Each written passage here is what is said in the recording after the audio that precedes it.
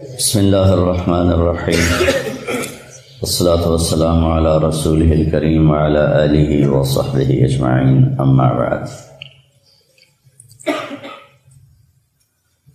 انسان کے اندر اللہ نے خواہشات بے شمار رکھی ہیں اور ان کو پورا کرنے کے لیے اسباب تھوڑے ہیں، اور زندگی اس سے بھی تھوڑی ہے۔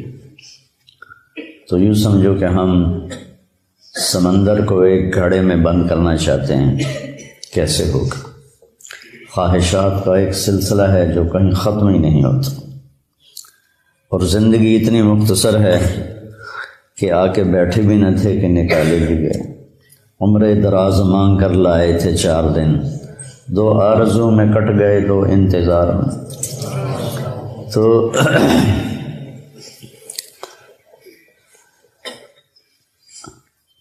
اس سے پتہ چلتا ہے کہ کوئی اللہ نے اگر ہمیں چند دن کے لیے پیدا کرنا تھا تو اتنی خواہشیں کیوں رکھی؟ پرندوں میں یہ خواہشیں کیوں نہیں؟ 1000 سال پہلے کوا جیسے گھونسلہ بناتا تھا آج بھی ویسا ہی بناتا ہے۔ 1000 سال پہلے سانپ جیسے بل میں گھستا تھا وہ آج بھی ایسے ہی کرتا ہے۔ شیر اپنی کچھار میں نے دیکھی کینیا کے جنگل میں اپنی آکانا، 2000 سال پہلے بھی ویسے ہی بناتا تھا آج بھی ویسا ہی ہے۔ انسان غاروں سے چلا اور ہزاروں فٹ اوپر کی بلندیوں پر اس نے عمارتیں بنائی، گدھوں سے چلا اور 380 جہاز بنا لیے جو 580 مسافروں کو لے کر میں نے کئی دفعہ سفر کیا چلتا ہے۔ تو اس سے پتہ چلتا ہے کہ یہ ایک عقلی بات کر رہا ہوں، ہمیں اس کی ضرورت نہیں، وَلَٰكِن لِيَطْمَئِنَّ قَلْبِي۔ ہمارے لیے تو قرآن کافی ہے، اللہ کا نبی کا فرمان کافی ہے کہ کوئی جہان ایسا چھپا ہوا ہے جہاں ہماری ہر خواہش پوری ہوگی، جہاں ہر چاہا پورا ہوگا۔ لَهُم مَّا يَشَاءُونَ فِيهَا وَلَدَيْنَا مَزِيدٌ وَلَكُمْ فِيهَا مَا تَدَّعِي أَنفُسُكُمْ تَشْتَهِي أَنفُسُكُمْ وَلَكُمْ فِيهَا مَا تَدَّعُونَ نُزُلٌ مِّنْ غَفُورٍ رَّحِيمٍ۔ تو انسان اگر صرف اس زندگی اور اسباب کو سامنے رکھے گا تو وہ غلط چلے گا، اس کو چلنے کا طریقہ نہیں آتا۔ اس کے لیے اللہ تعالیٰ نے 1,24,000 انبیاء کو بھیجا جو ان کو بتاتے تھے کہ یہ سب خواہشیں یہاں پوری نہیں ہو سکتی، تم سب کچھ کر لو، موت کو کیا کرو گے؟ نوح علیہ السلام 950 سال زندگی گزاری، تبلیغ کی، پھر اس کے اوپر 500 سال زندگی گزاری، تو وہ بھی کہیں گے ادھر سے آیا ادھر سے نکل گیا۔ تو وحی کے لیے پھر اللہ آسمان سے علم اتارتا ہے، کسی بندے کو منتخب کرتا ہے، وہ ان کو وہ باتیں بتاتا ہے جو ان کو نظر نہیں آتی، وہ انکار کرتے ہیں، اس پر اللہ ان کو معجزہ دیتا ہے، ایک ایسا کام ان سے کرواتا ہے جو کوئی کر نہ سکے، کہ یہ دیکھو یہ انسانی بس سے باہر ہے، تو میں نے کیا ہے، میں نے نہیں کیا، اللہ نے کروایا ہے۔ وہی اللہ کہہ رہا ہے موت کے بعد زندگی ہے، جنت ہے، جہنم ہے۔ صالح علیہ السلام کی قوم، میں گیا ہوں وہاں، ان کے گھر دیکھے میں نے، پہاڑوں کو کھود کھود کے گھر بنایا، شہر بنایا ہوا ہے۔ تو کہنے لگے اگر تو سچا ہے تو اس پتھر سے اونٹنی نکال جو آتے ہی بچہ دے۔ تو اپنی طرف سے انہوں نے صالح علیہ السلام کو عاجز کر دیا، پتھر چٹان پھٹی، اونٹنی نکلی، بچہ دے دی۔ فرعون کہتا ہے کہ تو کہاں سے نبی بن کے آ گیا؟ کہ اولو جئتک بشیء مبین، اگر میں تمہیں کوئی دکھاؤں کارنامہ، قال فأت بہ ان کنت من الصادقین فألقى عصاہ فإذا ہی ثعبان مبین۔ تو وہ جو لاٹھی ہاتھ میں تھے وہی پھینک کے اتنا بڑا اژدہا بن گیا۔ تو سب سے آخر میں اللہ تعالیٰ نے جناب رسول اللہ صلی اللہ علیہ وسلم کو سارے عالم کے لیے بھیجا۔ ہر نبی کو معجزے دیے، کچھ مذکور ہیں، کچھ کسی کا ذکر ہے، کسی کا نہیں ہے۔ تو اللہ تعالیٰ کے محبوب کو اللہ نے سب سے زیادہ معجزات دیے، سب سے زیادہ۔ سارے نبیوں کے معجزے ختم ہو گئے، آپ کا معجزہ قرآن ہے جو آج تک باقی ہے، کہ پوری دنیا کے فصیح و بلیغ عاجز ہیں کہ اس جیسی ایک سطر لکھ کے دکھا دیں۔ پھر آپ کے معجزات میں بہت بڑا معجزہ معراج ہے کہ کائناتی عقل، ہمت، سوچ بالکل ماننے سے منکر ہے، لیکن اللہ نے اس کو قرآن میں ذکر کیا۔ آپ کی انگلیوں سے پانی نکلا، یہ حدیث پاک میں آتا ہے۔ آپ نے چاند کے 2 ٹکڑے کیے، حدیث پاک میں آتا ہے۔ وانشق القمر میں بھی اس کا اشارہ ہے، اقتربت الساعۃ وانشق القمر۔ لیکن جو آپ کا معراج کا سفر ہے، یہ ایک ایسا معجزہ ہے کہ انسانی عقل دنگ ہے۔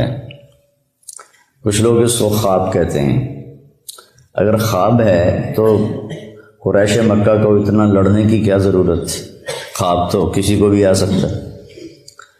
تو سبحان الذی اسری بعبدہ، بے با کا صلہ ساتھ ملا ہوا ہے تاکید کے، ورنہ اسرا کے ساتھ با کی ضرورت نہیں ہے، سرا کے ساتھ با کی ضرورت ہے، اسرا کے ساتھ تو با کی ضرورت ہی نہیں ہے۔ بعبدہ باب افعال متعدی ہوتا ہے، تو کہ تم مانو نہ مانو میں اپنے بندے کو خود لے کر گیا، اس لیے بعبد رسول نہیں فرمایا، یہ نبی نہیں فرمایا، بعبدہ۔ دوسرا اس میں اشارہ ہے کہ بلندیوں کا سفر جھکنے سے پیدا ہوتا ہے۔ انسان بلندیاں بندہ بن کے کرتا ہے، وہ علامہ بن کے نہیں کرتا۔ بلندی پہ چڑھنا ہو تو جھک کے چلنا پڑتا ہے۔ کوئی اس طرح کر کے چڑھے گا اوپر پہاڑ پر تو پیچھے گرے گا۔ تو یہ ایک ایسا معجزہ ہے جس نے کائنات کو عاجز کر دیا۔ لیکن آئنسٹائن نے، یہ جرمن تھا اور اس کو یہودی تھا، تو یہود کی نفرت میں ہٹلر نے اس کو نکال دیا تھا، جو امریکہ چلا گیا۔ پھر یہ ہیوسٹن میں رہا، وہاں اس کا 1953 میں انتقال ہوا۔ تو وہ سائنس کا نبی کہا جاتا ہے۔ اس نے ایک نظریہ پیش کیا تھا جو معراج پہ صادق آتا ہے کہ اگر روشنی کی رفتار ہے 1,86,000 میل فی سیکنڈ، 1,86,000 یوں کیا اور 1,86,000 مائل یعنی 3 لاکھ کلومیٹر طے ہو گئی۔ اگر کوئی انسان اپنی رفتار روشنی کے برابر کر لے تو اس کے لیے ٹائم رک جائے گا، ٹائم اس کے لیے رک جائے گا۔ یہ ایک آج کی عقلی بات ہے، ہمیں اس کی کوئی ضرورت نہیں ہے، ہمارے لیے قرآن کافی ہے۔ تو روشنی کیا پتہ نہیں کس رفتار سے اللہ اپنے حبیب کو لے کر گئے۔ رات اسرا، رات کا سفر، اللہ کی طرف جو سفر ہے نا وہ رات کو ہی طے ہوتا ہے۔ یا ایھا المزمل قم اللیل الا قلیلا نصفہ او انقص منہ قلیلا او زد علیہ ورتل القرآن ترتیلا انا سنلقی علیک قولا ثقیلا ان ناشئۃ اللیل ہی اشد وطئا واقوم قیلا۔ رات کا اس وباللیل وبالاسحار هم یستغفرون کانوا قلیلا من اللیل ما یہجعون وبالاسحار هم یستغفرون۔ اللہ تعالیٰ بتانا چاہتے ہیں کہ میرے نبی کے ساتھی بہت تھوڑا سوتے ہیں، یہ بتانا چاہتے ہیں کانوا قلیلا من اللیل ما یہجعون۔ تو اس کے ہر لفظ پہ غور کرنا کہ تھوڑا ہونے کا مطلب کیسے پایا جاتا۔ کانا فعل ناقص، تو تھوڑا کا مطلب آ گیا۔ قلیل ویسے ہی تھوڑا، من تبعیض کا ہے، جو چیز کو باز کر دیتا ہے وہ بھی تھوڑا۔ من اللیل ما مصدر کا ہے جو فعل کو مصدر بنا دیتا ہے، چھوٹا کر دیتا ہے۔ حجا مختصر نیند کو کہتے ہیں، گہری نیند کو نہیں کہتے۔ وہ صبح آپ کو اٹھا رہے ہیں، وہ فجر ہو گئی، اٹھو اٹھو اٹھو، کم نیند۔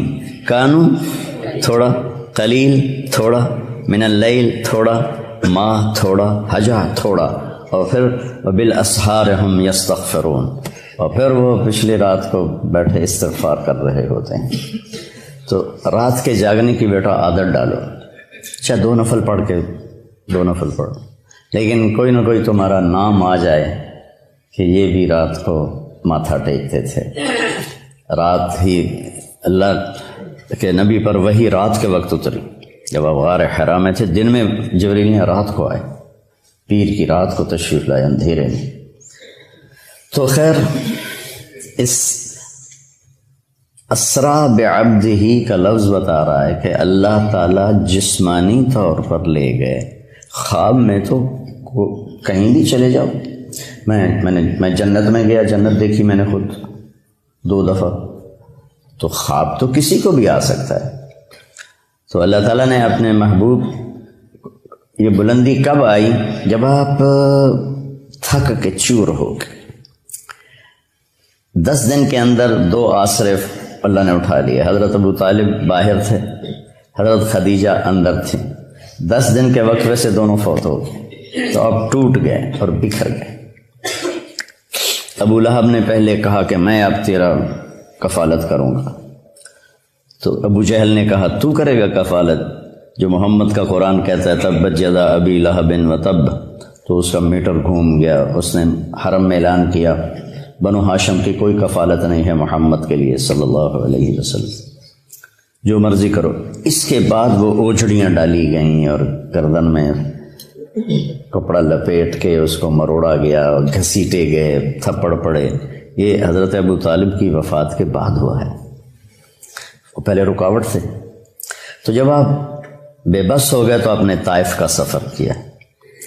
طائف کے سفر میں جو پتھر پڑے، میں نے وہ جگہ دیکھی ہے، وہ پرانا طائف ہے. وہاں مجھے لے گئے کہ کتنے 3 میل آپ دوڑتے رہے اور پتھر پڑتے رہے.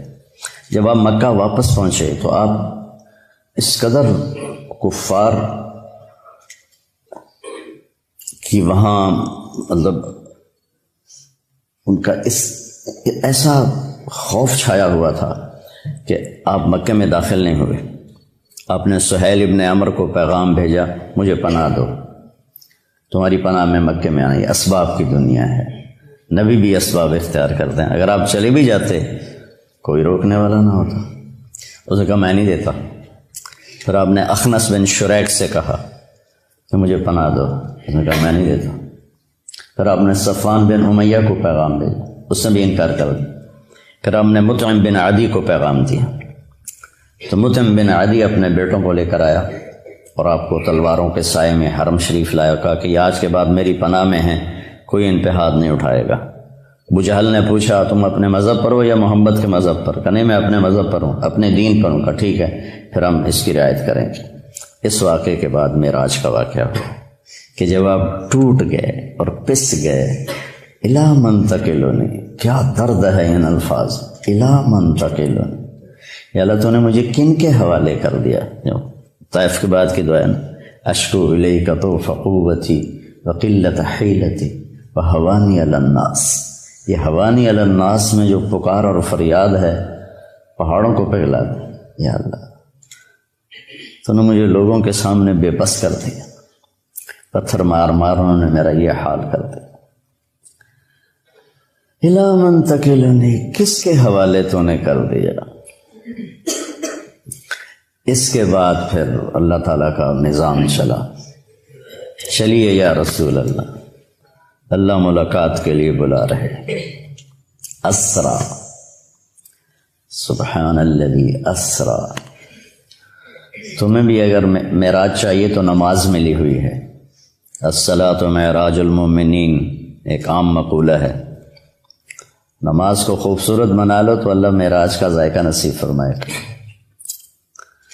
تو آپ حضرت ام ہانی کے گھر میں تھے، وہاں سے آپ کو حتیم لے جایا گیا اور 2 تھال تھے سونے کے، ایک میں زمزم کا پانی تھا اور ایک میں نور تھا.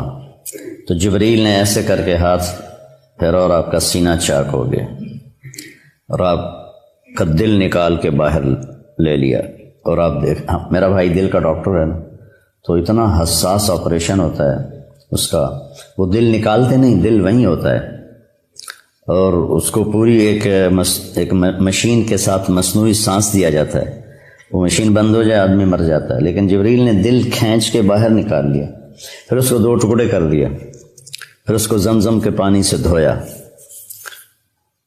اور پھر اس میں وہ جو نور لائے تھے وہ سارا اس کے اندر بھرا، پھر اس کو ایسے کیا تو وہ بند ہو گیا، پھر اپنی جگہ پہ رکھا تو رگیں آ کے جڑ گئیں اپنے آپ۔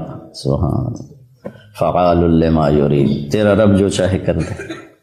اور پھر ایسے ہاتھ پھیرا، یہاں سے لے کر یہاں ناف سے نیچے تک چیرا تھا دل کو، پیٹ کو بھی دھویا، پیٹ کو بھی دھویا اور دل کو بھی دھویا، اور یہاں سے لے کر یہاں تک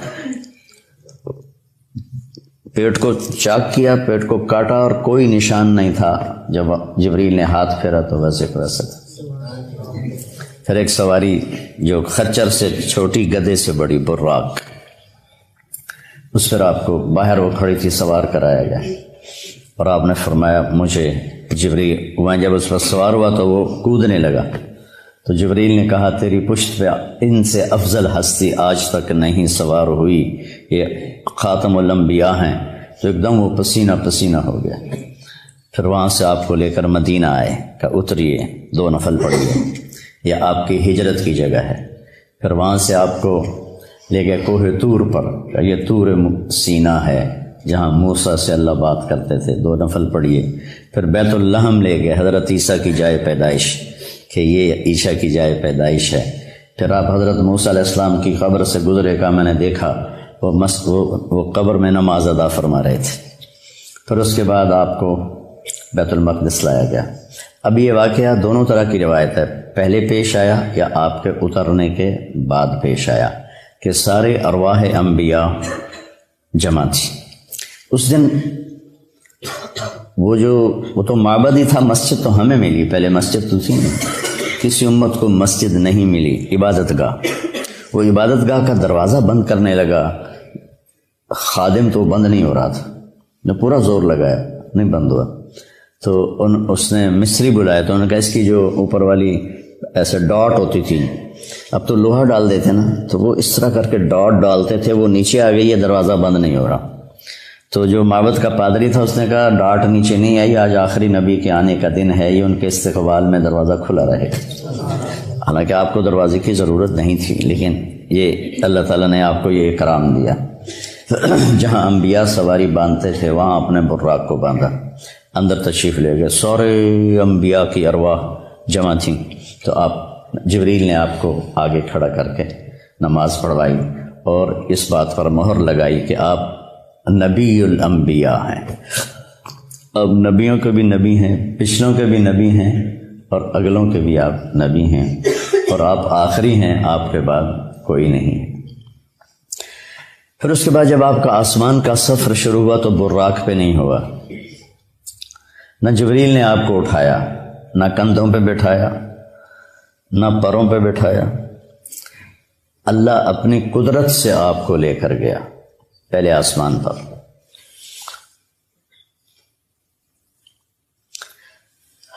دیکھو بچوں، ہر انسان چاہتا ہے مجھے عزت ملے، بلندی ملے، نام ہو، شہرت ہو، اور ذریعہ بناتا ہے صرف پیسے کو۔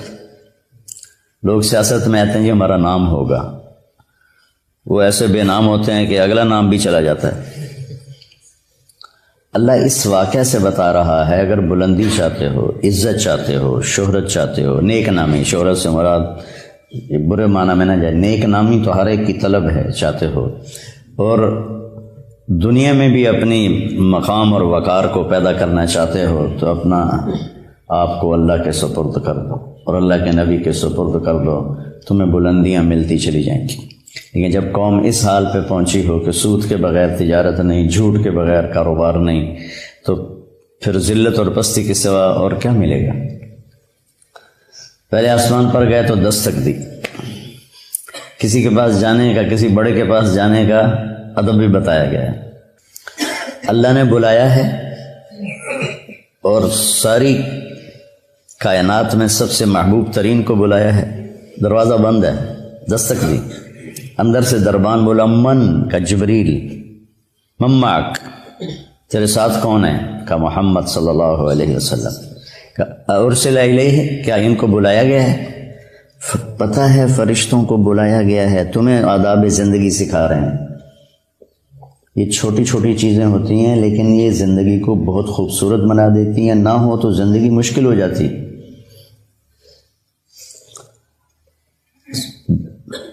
اس لیے میں نے وہ کتاب شروع کروائی ہے کیف عاملہم، کہ آپ کو پتہ چلے زندگی کیسے گزارنا. ارسل الیہ، کیا ان کو بلایا گیا ہے؟ قال نعم، تو پھر انہوں نے دروازہ کھولا. مرحبا برسول اللہ.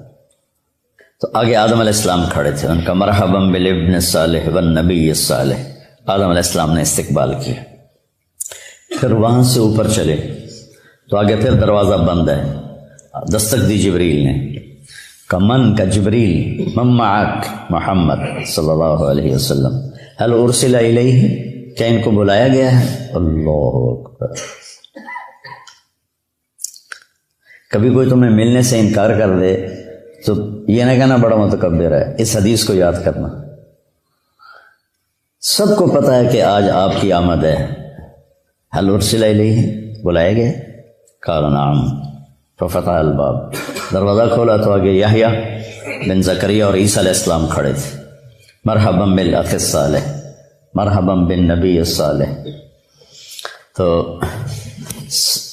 سب نے، دونوں نے استقبال کیا. پھر اس کے بعد آپ تیسرے آسمان پر گئے. تیسرے آسمان کا دروازہ پھر بند. پھر وہی بات دہرائی گئی. دروازہ کھلا، حل من جبریل من معک محمد هل ارسل الیہ نعم ففتح الباب. آگے گئے تو آگے یوسف علیہ السلام سے ملاقات ہوئی. ان کا مرحبا بالاخ الصالح مرحبا بالنبی الصالح. آپ نے کہا میں نے یوسف کو دیکھا، اعطی شطر الحسن، ساری کائنات کا حسن اکٹھا کیا جائے تو 1/2 پورے کا پورا یوسف کے پاس. پتہ نہیں اللہ نے کیا شکل بنائی ہوگی. سبحان اللہ. پھر اس کے بعد چوتھے آسمان کی طرف بڑھے تو وہاں بھی یہی بات دہرائی گئی. من معک هل ارسل الیہ. پھر دروازہ کھلا تو ادریس علیہ السلام. وہاں ایک لشکر گزر رہا تھا. آپ نے ادھر دیکھا تو نظر نہیں آیا کہ کہاں اس کا سرا ہے. ادھر دیکھا تو نظر نہیں آیا کہاں اس کا سرا ہے. تو آپ نے جبریل سے پوچھا یہ کیا ہے؟ کہ یا رسول اللہ یہ اللہ کے لشکر ہیں. میں جب سے وہی لے کر آ رہا ہوں اور جا رہا ہوں، میں آج تک اس کی ابتدا انتہا کو نہیں دیکھ پایا. پھر انہوں نے کہا وَلِلَّهِ جُنُودُ السَّمَاوَاتِ وَالْأَرْضِ. یہ آیت ان کو پڑھ کے سنائی. پھر وہاں سے 5ویں آسمان پر چڑھے. پھر وہی من معک هل ارسل الیہ. ہر دفعہ اجازت لی جا رہی ہے، ہر دفعہ. دروازہ کھلا، آگے ہارون علیہ السلام سے ملاقات ہوئی.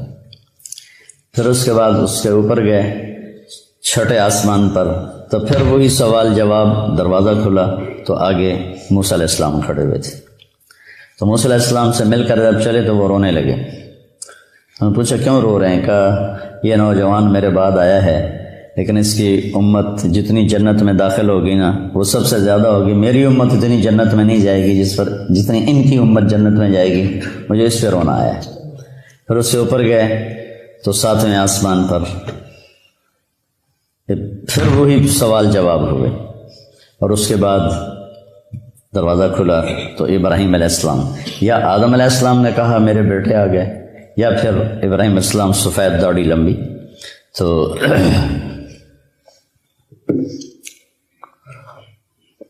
آپ نے پوچھا یہ کون ہے؟ کہا یہ آپ کے دادا ہیں ابراہیم، سلام کیجیے. جبریل نے کہا سلام کیجیے. تو آپ نے ان کو سلام کیا، آپ نے ان کو گلے لگایا، ماتھا چوما. کسی نبی نے یہ کام نہیں کیا. ابراہیم علیہ السلام نے ماتھا چوما، گلے لگایا. کسی نبی نے ہمیں سلام نہیں بھیجا. ابراہیم علیہ السلام سے جب آگے چلے تو کہا یا رسول اللہ اپنی امت کو میرا سلام کہہ دیں. ہم کتنے خوش قسمت لوگ ہیں. ایک بات غور کرو، صحابہ نے کہا کہ اپنے صحابہ کو میرا سلام کہہ دینا، ورنہ پھر ہم تو نکل جاتے. اپنی امت کو میرا سلام کہہ دینا. تو قیامت تک جتنے اہل ایمان آئیں گے سب کے لیے ابراہیم علیہ السلام کا سلام ہے. اس کے بعد آپ آگے چلے تو سدرۃ المنتہا پر آئے. منتہا ہے جہاں مخلوق کی حد ہو جاتی ہے اور آگے لا مکان شروع ہو جاتا ہے۔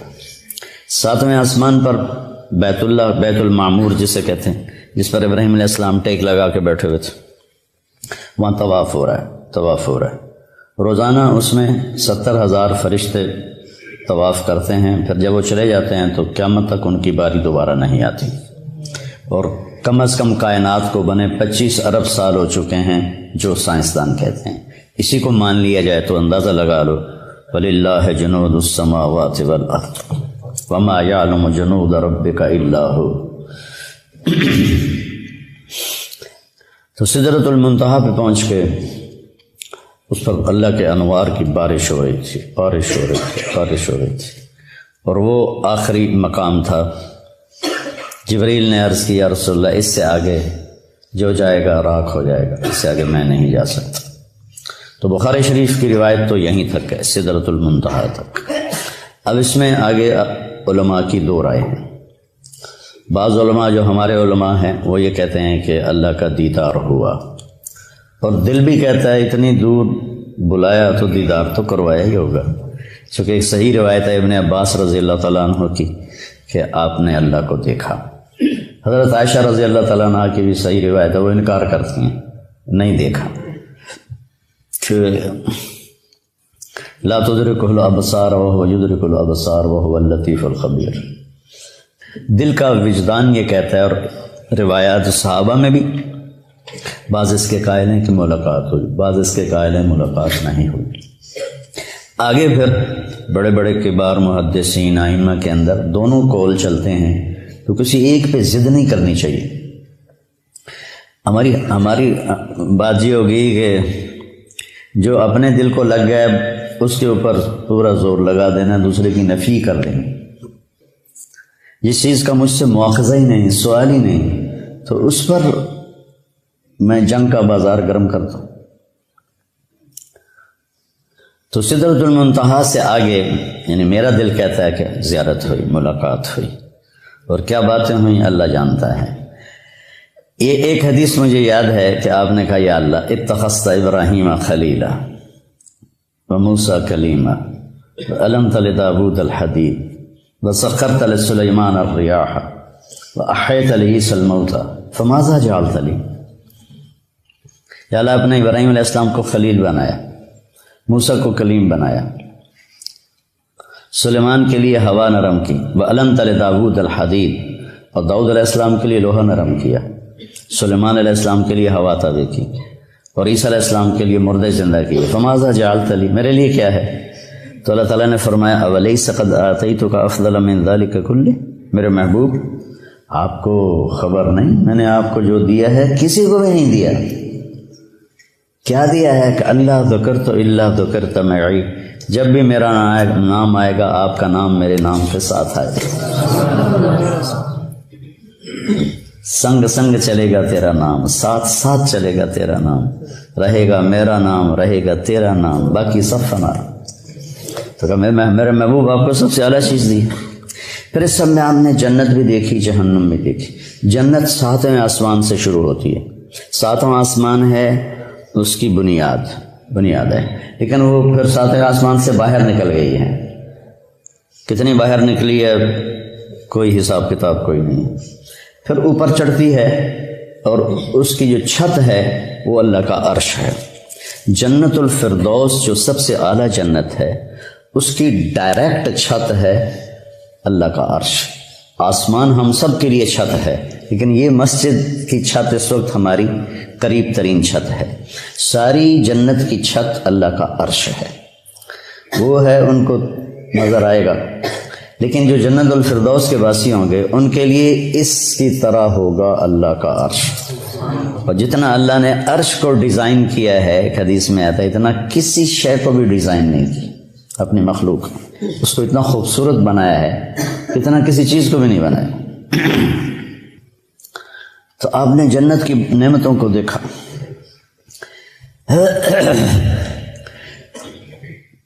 اب لوگ ترجمہ کرتے ہو تجری من تحتہم الانہار، ان کے نیچے نہریں بہتی ہیں۔ نہر سے تصور چھوٹا آتا ہے، عربی میں نہر دریا کو کہتے ہیں۔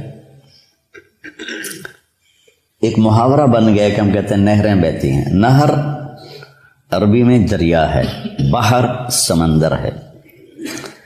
تو آپ نے دودھ کی نہر دریا دیکھا، شہد کا دیکھا، شراب کا دیکھا، پانی کا دیکھا. وہ ایک فردوس میں ایک بڑا حوض ہے جس سے وہ چاروں نہریں نکل رہی ہیں. اگر اس دنیا کو اٹھا کے کسی ایک نہر میں پھینک دیا جائے تو ایسا لگے گا جیسے ایک چھوٹا سا کنکر کسی دریا میں ڈال دیا ہو. یہ دنیا اس میں ایسے غائب ہو جائے گی. اور پھر اللہ تعالیٰ نے اس کو بھر دیا ہے. پھر ایک چشمہ تسنیم آپ نے فرمایا مزاجہ من تسنیم عین یشرب بها المقربون. تسنیم سنام سے ہے. سنام اونٹ کی کوہان کو کہتے ہیں کہ وہ ایسے ایسے چلتا ہے. چشمے یوں چلتے ہیں، وہ یوں چلتا ہے، ایسے کوہان بناتا ہے. اور وہ زمین پہ نہیں بہ رہا، ہوا میں بہ رہا ہے. ہوا میں. ان اللہ علی کل شیء قدیر فعال لما یرید یفعل ما یشاء لا یسأل عما یفعل وهم یسألون. اس کی طاقت کو چیلنج ہو سکتا ہے. تو ایسے فضا میں ہے، وہ جنت کی فضا میں بہتا ہے. وہ جنت کا سب سے اعلیٰ چشمہ ہے.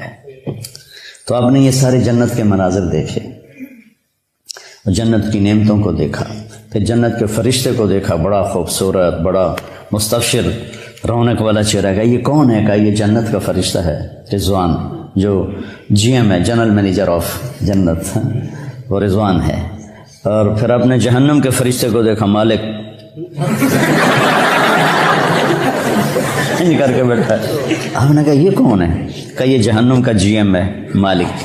پھر آپ نے بہت بڑا فرشتہ دیکھا. آپ نے کہا یہ کون ہے؟ کہ یہ اسرافیل ہے جو لوگوں کی روحوں کو کھینچتا ہے. ملک الموت کو بھی دیکھا، سارے فرشتوں کو دیکھا. پھر جہنم کو دیکھا، جہنم کے عذاب دیکھے، وہ بڑے خوفناک.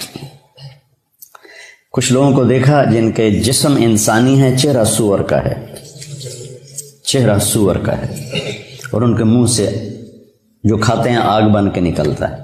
ہم نے کہا یہ کون ہے؟ کہ جو یتیموں کا مال ہڑپ کر جاتے تھے. جو یتیم ہو گیا، کوئی وارث نہیں، اس کی جائیداد پہ قبضہ کر لیا. ایسے بہت سارے عذاب کی شکلیں دیکھیں، وہ میں نہیں دہراتا ہوں. پھر اس کے بعد آپ واپس تشریف لائے اور اپنے گھر پہنچے تو بستر گرم، دروازہ کھلا ہوا. کائنات کو روک دی اللہ نے.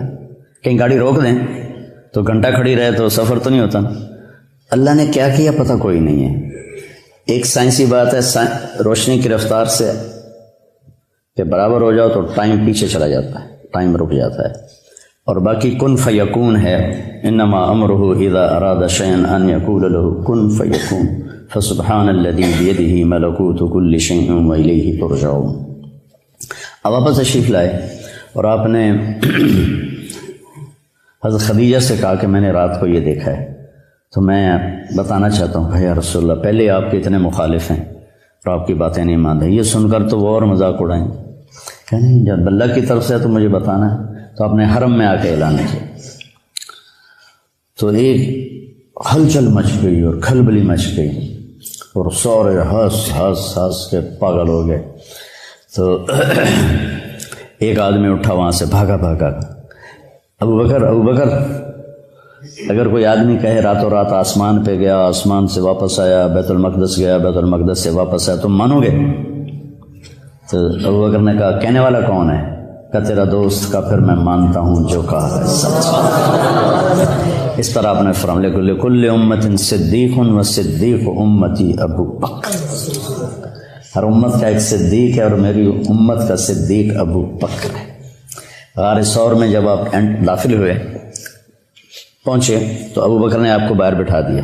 تو اندر گئے، سارے سوراخ بند کیے، کپڑا پھاڑ کے ٹٹول کے اندھیرا تھا. 27 کی رات تھی، 27 صفر کی رات تھی، اندھیرا، شب جمعہ تھی.